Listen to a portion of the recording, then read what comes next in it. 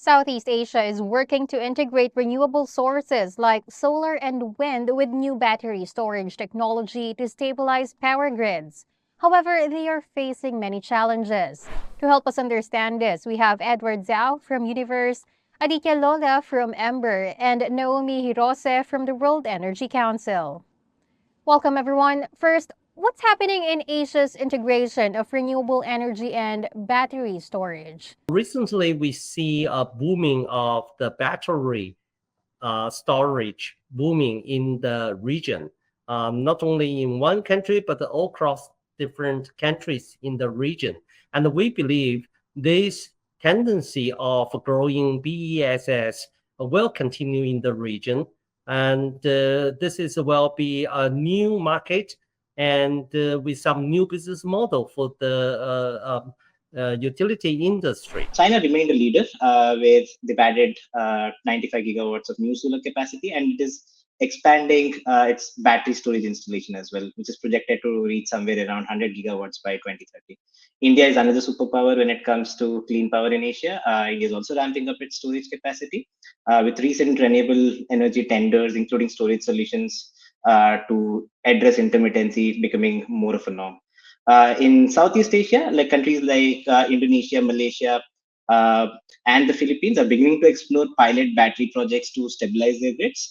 But however, uh, despite these advances, Southeast Asia still remains in its preliminary stages of transition. The region needs to still increase its energy capacity growth, and by our estimate, it could be somewhere around 3 times to even 6 times by 2035 to stay in touch with meet the climate targets. Falling costs in both renewables and battery storage are becoming a trend now, which is making integration more and more feasible, even in Southeast Asia. In certain countries in Southeast Asia, like still see higher costs, but it is becoming the norm. Uh, and the cost of lithium-ion batteries like have also fallen down by 80% since 2010. So this makes large-scale storage projects financially viable in Southeast Asia. So that's broadly speaking where we are at when it comes to different regions in Asia. Private investors remain cautious about covering the additional cost of battery uh, storage unless they are supported by bankable, transparent power purchasing agreement or market incentives.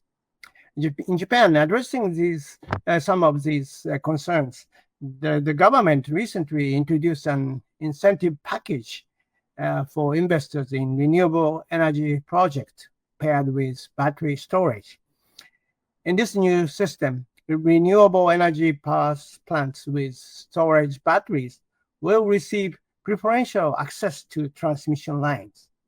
As a result, the number of renewable energy power sources with storage batteries is expected to increase in the future. Just a follow up on that, Edward. Can you explain how battery storage technologies stabilize grids with intermittent renewables?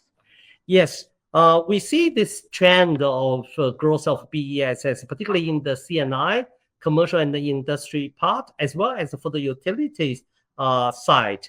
And they are different in terms of impact to the grid.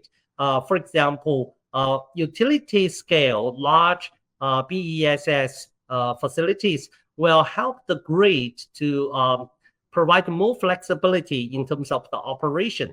And one example is EMA in Singapore is doing the first pilot in Jurong Island in terms of BESS to support the enhancement of the resilience and the flexibility of the grid. And on the other hand, we also see that in the CNI part, many asset owners will use BESS to integrate with solar and other renewable assets to provide orchestra of the whole macrogrid system that bring stability to the grid and also reduce the impact to the grid. So when renewable energy generation from say solar and wind, it exceeds demand, batteries can store the excess electricity and release it when there is a bit of a shortfall in, say, for example, in the evenings. This helps maintain a consistent and reliable power supply, and it also kind of provides what is known as grid balancing services, which helps manage the voltage and frequency fluctuations that you can see when you're dealing with unpredictable variable renewable energy sources like wind and solar. For example, in countries like Australia and the US, large-scale battery storage has already prevented blackouts. That's what the data shows. And as the battery storage costs continue to fall, we expect more countries in Asia to adopt this technology, making renewable energy more reliable and integral to the grid. We should better remind that battery storage is not an only one solution for stabilizing the grid. There are other means such as charging electric vehicles in daytimes, making hot water using electric heat pumps in the daytime, and then storing the heat for the nighttime use. Operating data center when we have a renewable power surplus. So the determining the storage battery capacity according to the maximum scale could result in overcapacity. Therefore, efforts should first be made to use up electricity generated by renewable power when generated. I believe that sufficient effort should be made on the demand side, and then the necessary capacity of the storage battery should be determined after that. Now let's also talk about things that need to be addressed. Aditya, what are the main challenges in integrating solar and wind into existing grids? The biggest one, of course, is the intermittency. Like in a sense, sources like wind and solar depend on weather conditions. Their output can be unpredictable and may not always match demand. So there is a need for robust grid management and development of energy storage solutions like battery or like other thermal storage solutions and things like that to smooth out the fluctuations. Another challenge is existing grid infrastructure, which in many Asian countries especially, it is designed for a more centralized fossil fuel based generation. So to now transition to a more clean based generation, modernizing these grids is very, very essential. And this would, of course, require a lot of investments into the grid infrastructure as well. And which brings me to my the next challenge, which is investments. For investments to kind of flow into different countries, what is needed is market certainty and regulatory and policy certainty, and that is kind of lacking in most Asian countries. I think the major challenge in integrating renewable energy sources to the power grid is that the access is not possible unless there is available capacity in transmission lines. Even if they could be connected, the utilization rate of the renewable energy sources is not very high, which would reduce the utilization rate of the transmission line and make it difficult to recover the construction and the maintenance cost of the transmission lines.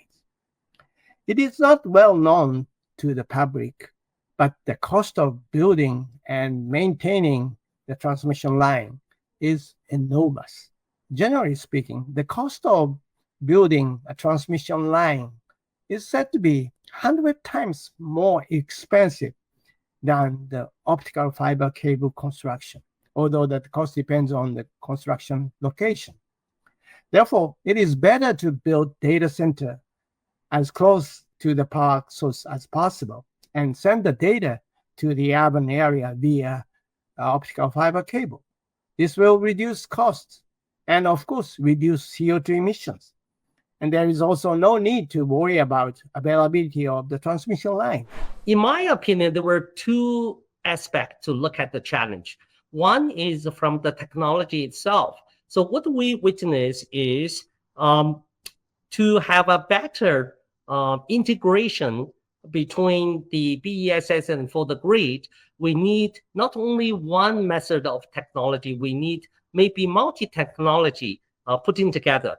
We name it, we call it 3T, that is involved the IT technology, operational technology, as well as energy technology, because it is involved in the physical part, how to make BESS better operation, but also in terms of digital tools that integrate these physical assets into the orchestration of the whole operation.